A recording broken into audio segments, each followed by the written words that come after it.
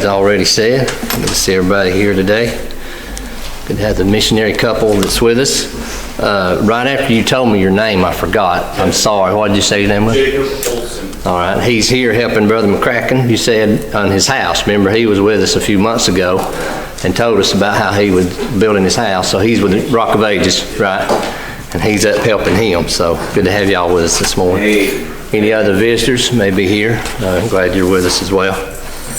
All right, Job chapter 36. We'll continue where we left off last week. Job chapter 36, we got down to verse number 8.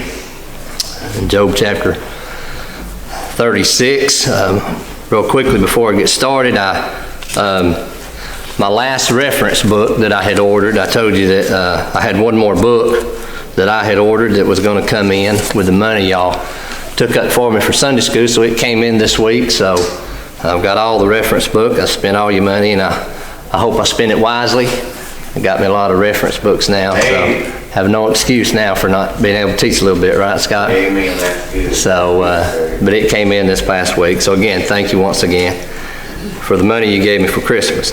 All right, quick recap here before we get started back in here in chapter number 36. Remember, Elihu had came on the scene, and we was talking about Elihu and some of the things he had to say here. Chapter 34, looked a little bit last week. Elihu had dealt with Job had two complaints. One complaint he had was that he felt God was being unjust, and by the way that the sufferings that he was having to go through.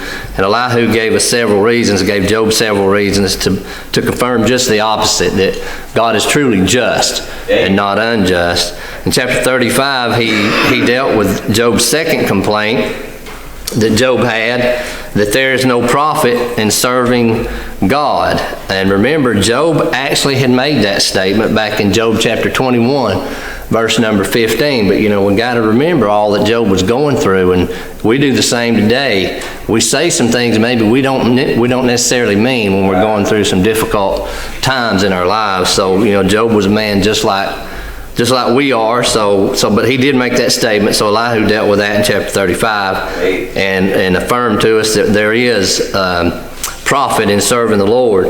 And in chapters 36 and 37, Elihu starts to talk about the greatness of God and how God is great. Chapters 34 and 35, he dealt with how God was just. Chapters 36 and 37, he's going to deal with how God is great. And the first way he described the greatness of God is because of his mercy that he has for man and his purposes that he has for man.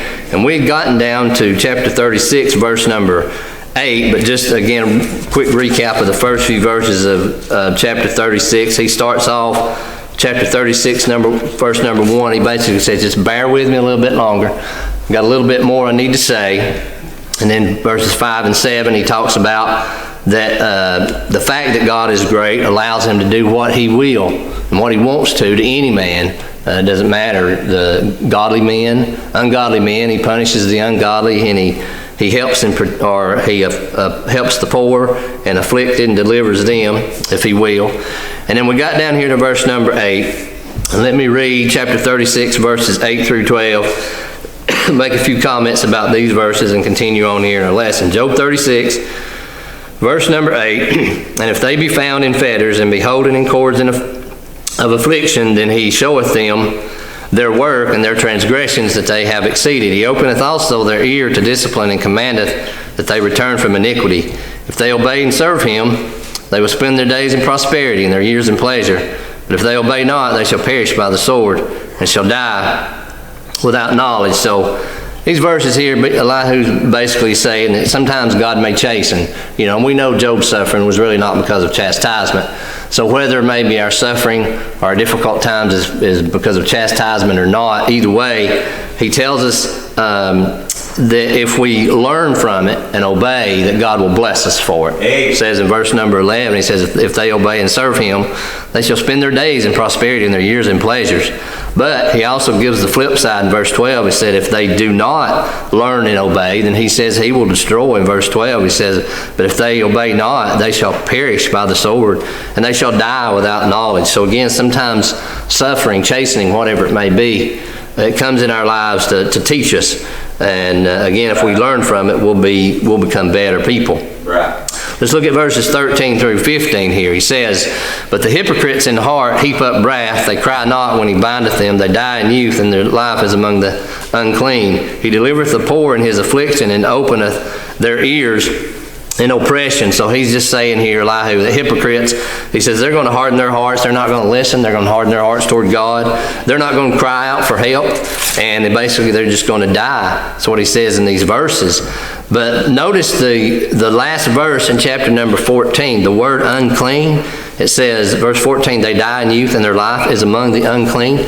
Well, actually this word unclean here refers to the male prostitutes at the various idolatrous shrines that they had back in the Old Testament. So he says not only is the wicked hypocrite going to die, but they're going to die in disgrace, because that's how he compares their death to these unclean people here in these idolatrous shrines.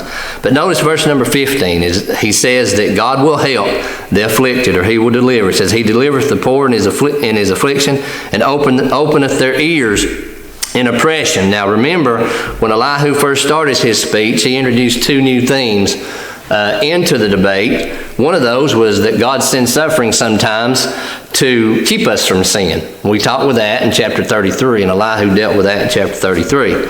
But he also says sometimes God may send suffering to make us better persons. And that's some of what Elihu has been dealing with in these few verses here in chapter 36 that we've talked about so far. Again, it goes back to whether it's chastening or not. That is not necessarily what is important. What is important is that we learn from our sufferings, from our difficulties, and that if we do that, then it will make us better people. And that's one of the thoughts that Elihu had brought into the debate. Well, now Elihu changes a little bit here, and the next few verses he deals with some possible dangers that he saw that could lie ahead for Job, and he was trying to warn him here a little bit about three different dangers that he was hoping Job would not fall into. Let's read verses 16 through 19. See the first one. He says, "Even so would he have removed thee out of the strait into a broad place, where there is no straightness, and that which should be set on thy table should be full of fatness. But thou hast fulfilled the judgment of the wicked. Judgment and justice take hold on thee, because there is wrath. Beware lest he take away with his stroke. Yea, then a great ransom cannot deliver thee. Will he esteem thy riches? No, not gold, nor all the forces of strength." So he thought that Job might look for some kind of shortcut, if there was one, maybe to get out of these problems and difficulties that he was going through. And he even talked about maybe trying to buy his way out of it. Verse 19, "Will he esteem thy riches? No, not gold, nor all the forces of strength." So even, all the money that Job may have had, or anybody may have had, that still couldn't have got him out of his sufferings and out of his afflictions that he was going through. But he thought that might be one thing he might attempt. Verse 20, let's see the second thing. Verse 20 says, "Desire not the night when people are cut off in their place." Well, he also thought Job might consider taking his own life. Now remember, Job often expressed that he felt it would have been better if he had not even been born. Chapters 3, chapter 7, and chapter 10, remember we dealt with that early on in our lesson. Now, at no time did we ever see where Job actually contemplated suicide, but he did make statements several times that he felt like it might have been better if he had not been born. So he was hoping Job may not actually get to that point where he would actually contemplate suicide. So Elihu was warning him about that. And the third one here is in verse 21. He said, "Take heed, regard not iniquity, for this hast thou chosen rather than affliction." So Elihu also thought that Job might just give up all hope and turn to a life of sin. Of course, we know, we read the last chapter of Job, we know that didn't happen, but that happens to so many people today. The pressures of life and different things, maybe because of sufferings and afflictions, people just quit the church and they quit God. And I just don't understand that, because to me, when I'm at my lowest point, that's when I want to run to God. I want to turn to God, because I know He's the only one that can help me. You got friends and things like that, and that you can talk to and things like that, but ultimately God's the one that can help you. So I've just never understood why when pressures of life pile up, people just want to run from God, want to run from the church. I just don't understand that. But anyway, Elihu thought Job might consider that as well. So just three things there that Elihu was warning Job against. But notice he gives him a little bit of encouragement here. Verses 22 through 25, he says, Behold, God exalteth by his power.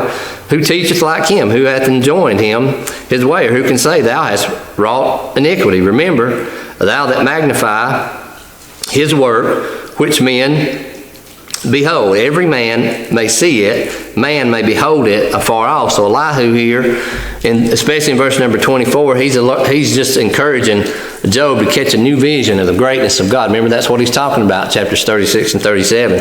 Just get a new glimpse of the greatness of God and praise God. He says, Remember that thou magnify his work, which men behold. And I know it's hard to magnify, it's hard to praise the Lord when we're struggling, when we're going through suffering, when we're going through affliction. But that's what Elihu here is trying to get Job to do. And we talk a lot of times about how prayer changes things, and we know that's true. Prayer changes a lot of things. But praise can change things too. Sometimes when we're in a bad place, just a low place in our lives, if we just praise the Lord anyway, that can help. That can get us through maybe another day. Philip sings the song about praising Him in the good times and to praise Him in the bad. And that's what we need to do as Christians. And that's what Elihu's trying to give Job a little encouragement here maybe to do that. So Elihu here, he's talked about how he's reminding Job how that God is great because of his mercy that he has towards man. And we looked at a few things here in these verses, but now he addresses the second thing and about how God is great, and verses in chapter 36 verse 27 through chapter 37 verse 24, and he talks about God's greatness and God's power in nature and how God controls nature. Let's read verse 26. It said, Behold, God is great, and we know him not, neither can the number of his years be searched out. So he's reminding Job again that God is great, and there's no way we can find out God, no way we can know him if we search him out, but there's no way we can find him. And he goes up next and shows him some things that God does, how God controls nature, and he's great because of that. So let's look first in chapter 36 verse 27 through chapter 34 verse number 5. We're going to look at the first thing, but let me back up here a minute. But in these verses, Job illustrates God's control in the world by the four seasons. And he talks about the four seasons. Granted, he doesn't name them, spring, summer, winter, fall. He doesn't actually name them. But by his wording here and by what he says, you can see that that's probably what he's talking about. The first one he talks about is autumn, the season of autumn. Let me read verses 27 through chapter 37, verse number 5, and make a few comments here. He says, For he maketh small the drops of water that pour down rain according to the vapor thereof, which the clouds do drop and distill upon man abundantly. Also can any understand the spreadings of the clouds or the noise of his tabernacle? Behold, he spreadeth his light upon it, and covereth the bottom of the sea. For by them judgeth he the people, he giveth meat in abundance. With clouds he covereth the light, and commandeth it not to shine by the cloud that cometh betwixt. The noise thereof showeth concerning it, the cattle also concerning the vapor. Chapter 37, verse 1. At this also my heart trembled, and is moved out of his place. Hear attentively the noise of his voice, and the sound that goeth out of his mouth. He directeth it under the whole heaven, and his lightning unto the ends of the earth. After it a voice roareth, he thundereth with the voice of his excellency. He will not stay them when his voice is heard. God thundereth marvelously with his voice. Great things doeth he, which we cannot comprehend. So these verses here, I believe he's talking about the season of autumn. And of course in the east, remember that's where this all took place. Remember, Job was the greatest man of all the east. After the heat and the drought of summer, the people and the land both welcomed the autumn rains, because it's been dry, and it was like a drought just about every summer over there in the east, and they welcomed when these rains came. And he talks a lot here about the rains. It's also interesting that Elihu had a pretty good understanding of the water cycle, didn't he? Of nature. You have evaporation, condensation, precipitation. We all remember learning about that in school. Well, Elihu seemed like he had a pretty good understanding of how that worked as well. And he talks about in verses 27, 29 through 29, he talks about the formation of the clouds. And he said, when the clouds, verse 28, when the clouds do drop and distill upon man abundantly, also can any understand the spreadings of the clouds or the noise of his tabernacle? So he talks about the clouds, how they're forming right before that they start producing the rain. And in verses 30 through 32, he talks about the release of the power by lightning, and he knew that was part of the process. It took the power of lightning to make all this happen too. So he talks about the lightning in those verses. And then again, he talks about the sound of thunder in verses 33 through chapter 37, verse number 5. And of course, we know how, after lightning, you thunder. And then in verse number 5, again, he just reminds Job again, that God is great. He said, God thundereth marvelously with his voice, great things doeth he, which we cannot comprehend. So I believe he's talking about autumn here, and showing God's greatness in the season of autumn. Well, the next one he talks about is winter. Chapter 37, verses 6 through 10. He says, for he saith to the snow, be thou on the earth, likewise to the small rain and to the great rain of his strength. He sealeth up the hand of every man, that all men may know his work. Then the beasts go into dens and remain in their places. Out of the south cometh the whirlwind and cold out of the north. By the breath of God frost is given, and the breath of all waters is straightened. Excuse me. So it's clearly to see here he's talking about winter here. Verse number 6, he talks about how the rain turns into snow. And verse number 7, he talks about how the workers actually stop their labor. If the winters were so bad, of course we know back then, they did all their working outside, right? They farmed and things like that. Well, you can't do that in the winter when it's really cold. So they did all that work in the spring, the summer, and the fall. And so it was so cold, and the workers had to stop their labor. Verse number 8, he even talks about hibernation, how that some of the beasts go into the dens and remain in their places. So some of the animals even hibernate in the winter. And then verse 9, he talks about how the cold comes out of the north. And of course, we all know that's where the cold air comes from, is out of the north. And in verse 10, he talks about how God breathes on the waters and they freeze.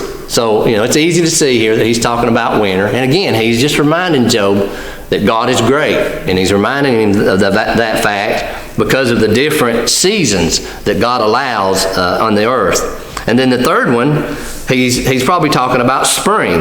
Chapter 37, verses 11 through 13. It says, also by watering, he wearieth the thick cloud, he scattereth his bright cloud, and is turned around about by his counsels, that they may do whatsoever he commandeth them upon the face of the world and the earth. He causeth it to come whether for correction or for his land or or for mercy. So eventually here he says the warmer winds, they start to blow, the snow and the ice starts to melt, and the rain clouds form once again. Verse 11, also by watering he wearieth the thick clouds, he scattereth his bright clouds. So the clouds start to form again, telling us that rain is about to come. And he also reminds us that sometimes God sends a storm for discipline, maybe, but for the most part, he says rain is a gift of love and mercy. Verse number 13, he says, he causeth it to come whether for correction or for his land or for mercy. So he's talking about here the spring rains, the snow, the ice is melting, the spring rains have started coming in, things are starting to thaw out. And then the last season he talks about is summer, verses 14 through 18. Hearken unto this, O Job, stand still and consider the wondrous works of God. Dost thou know when God disposed them and caused the light of his cloud to shine? Dost thou know the balancing of the clouds, the wondrous works of him which is perfect in knowledge? How thy garments are warm when he quieteth the earth by the south wind? Hast thou with him spread out the sky, which is strong, and as a molten looking glass? So verse 15, he talks about how that the sun starts to heat up the air. Verse 15 says, dost thou know when God disposed them and caused the light of his cloud to shine. And then verse 16, he's talking about, he says the clouds are just balancing, and that's just floating around. And you know how that is in the summertime. You know, when you look up at the clouds, it just looks like just big balls of cotton, usually just floating around. Well, you know, all you got to do is look up and see that and know that there's a God, right? And that's what Elihu, he's explaining that. He's just reminding Job of that. Just look up and see the clouds. If for no other reason, just do that. Yes. He said the south winds start to blow, verse number 17. And again, that continues to heat things up. Yes. And he says, in verse 18, he says the sky is like it's like a molten looking glass, or that's just, you know, that's a mirror. That's what that is. So that just means it's just really hot. So it's time to come in out of the heat maybe and get a little rest. So these are the 4 seasons here that Elihu, I believe, is showing how great God is, because he can control these seasons. You know, I know we would love for it to be 72 degrees all year round. I know that's just human nature, right? But that's not the way it works. God set this up for a purpose. I mean, you can just see the greatness of the four seasons that we have, and see God's greatness in that. And that's all Elihu's doing. He's just reminding Job of that. Well, in the next few verses, the rest of the chapter actually, Elihu closes his speech, and again, remember his speech was, I think, about 6 chapters long, so his speech was almost as long as the other 3 he's put together. But let's read verses 19 through 24, see some of his closing remarks here that Elihu has to make. Chapter 37, verse 19, teach us what we shall say unto thee, for we cannot order our speech by reason of darkness. Shall it be told him that I speak? If a man speaks, surely he shall be swallowed up. And now men see not the bright light which is in the clouds, but the wind passeth and cleanseth them. Fair weather cometh out of the north, when God is terrible. With God is terrible majesty. Touching the Almighty, we cannot find him out. He is excellent in power and in judgment and plenty of mercy. He will not afflict. Men do therefore fear him. He respecteth not any that are wise in heart. So Elihu here, he closes his speech by telling Job, nor anyone else for that matter, that they can explain the greatness of God that he just talked about in these 4 seasons. He says it's just not going to happen. Verse 23, again, he talks about the seasons again. He says, fair weather cometh out of the north, with God is terrible majesty. And he says, Job, that being the case, now remember, Job wanted to take God to court, right? And his 3 friends. And he says, Job, he says, we can't even explain God's greatness just in the 4 seasons that we talked about, just in his greatness in nature that he has. So he says, how in the world do you think that you could actually prepare a court case and defend yourself before God? Verse 23, what does it tell us again? He says, we cannot find him out. And so he closes again his statement here. Some of these words here that he uses reminds us that even though we fully may not understand God, we do know that he's just. Remember, that's what he talked about in chapters 34 and 35, and that we know that God is great. Chapters 36 and 37, that's what he's talking about.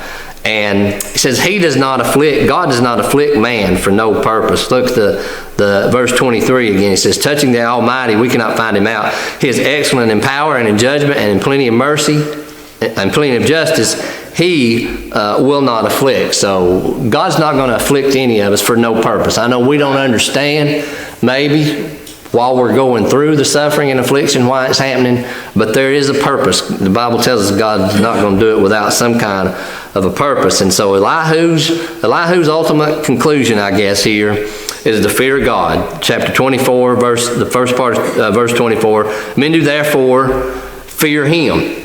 But remember, Job had already came to that conclusion himself. Job 28, verse 28 says, and unto man he said, behold, the fear of the Lord, that it is wisdom, and to depart from evil is understanding. So Job had already came to that conclusion, that that's really ultimately what he needs to do, is just fear the Lord.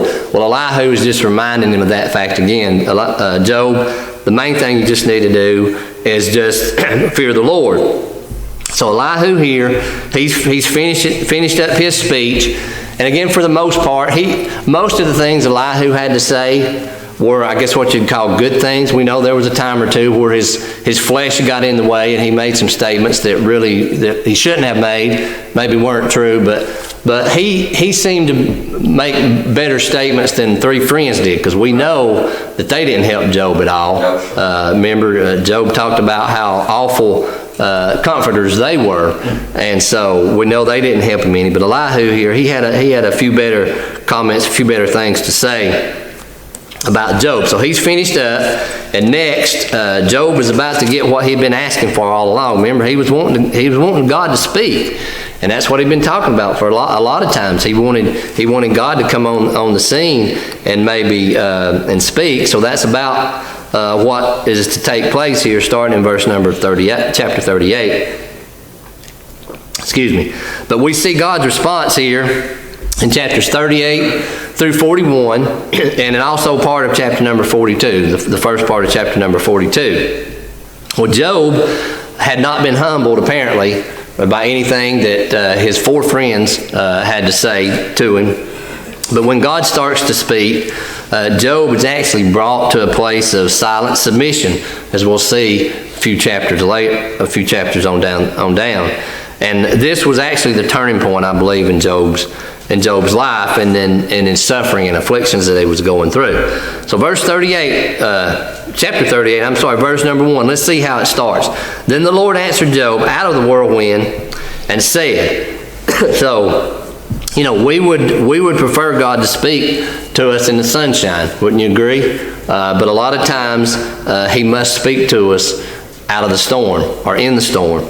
And that's what he was doing here, because he says out of the whirlwind that the Lord was about to answer. And we've got several examples in the Old Testament where God did the same thing. What about when he spoke to Israel from Mount Sinai, Exodus chapter 19, verse 16 through 19. And it came to pass on the third day in the morning that there were thunders and lightnings and a thick cloud upon the mount, and the voice of the trumpet exceeding loud, so that all the people that was in the camp trembled. And Moses brought forth the people out of the camp to meet with God, and they stood at the nether part of the mount. And Mount Sinai was altogether on a smoke, because the Lord descended upon it in fire, and the smoke thereof ascended as the smoke of a furnace, and the whole mount quaked greatly. And when the voice of the trumpet sounded long and waxed louder and louder, Moses spake and answered, and God answered him by a voice. So that's one example in the Old Testament where, God answered out of the storm. Right. Well, what about in Ezekiel's life? He did the same thing. Ezekiel chapter 1, verse 3 and 4, it says, the word of the Lord came expressly unto Ezekiel the prophet, the son of Buza, in the land of the Chaldeans by the river Kibar. And the hand of the Lord was there upon him. And I looked, and behold, a whirlwind came out of the north, and a great cloud and a fire enfolding itself. And a brightness was about it, and out of the midst thereof was the color of amber, out of the midst of the fires. Another example we have in the Old Testament where God actually speaks in the storm or through the storm. So a lot of times speaking out of the storm seems to get people's attention. I guess a little bit better, than when God speaks to you in the sunshine. So I guess that's why God used that method a lot of times. To speak to us in the storm. Maybe get our attention a little bit better. Now notice that God addresses Job, his address to Job is centered actually on the works in nature. We've been talking about, Elihu talked about nature a lot. Well, God's going to continue that narrative, and he's going to talk about nature a lot. He asked 77 questions. God asked 77 questions in his discourse here with Job, if you will. And the main purpose was to make Job realize his own inability to meet God as an equal. And Job, he thought maybe he could do that. He could meet God as an equal, and defend his case. But there's just no way that could be possible, because that's what Job wanted, right? Job 13 verse 22 says, "Then call thou, and I will answer. Let me speak, and answer thou me." So Job wanted to speak to God face to face and wanted to make his case to him. But I think we'll see when God gets finished that Job he changes his mind quite a bit. And God's address here to Job, that can be summarized in three questions. I've already mentioned there's 77 different questions that are asked, but they could be put in three different categories of questions. The first one, God is asking Job, can you explain my creation? Chapter 38, verses 1 through 38. The secondly, he says, can you oversee my creation? Chapter 38, verses 39 through chapter 39, verse number 30. And then we see a few verses in chapter 40, Job comes in, he makes his first one, just a quick response. And then the third group of questions would be, can you subdue my creation? And that's found in chapter 40, verse 6 through chapter 41, verse 34. And then, of course, right after that, in chapter 42, Job makes his last response. So let's look at the first one here, though, in chapter 38. It's in verses 1 through 38, but we'll just read a few verses at a time and look at what God has to say here to Job about his creation. And remember, his first question here, or his group of questions, can you explain my creation? And that's what he's asking Job. So let's read Job chapter 38, verses 1 through 3. It says, Then the Lord answered Job out of the whirlwind and said, Who is this that darkeneth counsel by words without knowledge? Gird up now thy loins like a man, for I will demand of thee, and answer thou me. So I don't believe Job questioned God. I don't believe God questioned Job's integrity or sincerity, because I believe Job was sincere, and we know Job had maintained his integrity. But he questioned Job's ability to explain God's ways in the world. Verse number 2, Who is this that darkeneth counsel by words without knowledge? He said, Job, I don't think you're going to be able to explain this, even though you want to talk to me. And then notice verse number 3. Remember, Job had spoken some truths about God in his responses that he had to his friends, but his speeches didn't really have the humility probably in them that they needed. And so God, look what he says here, verse number 3, just kind of paraphrasing. He says, Job, you need to put your big boy pants on now. He said, because you've been asking for this all the time, all along. Well, now get ready, because here it comes. I'm going to speak here. He says, gird up your loins now like a man. So let's look verses 4 through 7. Let me read those verses, and we see here that God begins first with the creation of the earth.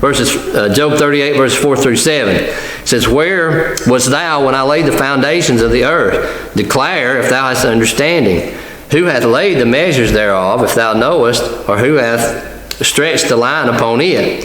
Whereupon are the foundations thereof fastened, or who laid the cornerstone thereof? When the morning stars sang together, and all the sons of God shouted for joy. So God compares himself to a builder. And first of all, what do you do when you build something? First part of verse number 5, you survey the site, right? You find out where you want to build something, you survey the site. Right. Then second, what do you do? You mark off the dimensions. That's what he says the last part. Verse number 5, or who hath stretched the line thereof? And then what do? You get ready, you pour the footings, right? First part of verse number 6, whereupon are the foundations thereof fastened?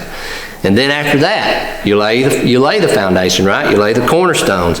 He says, or who hath laid the cornerstone thereof? And then, once you do all that, what? You erect the structure, right? Well, he doesn't specifically say that, but verse 7, he says, when the morning stars sang together and all the sons of God shouted for joy.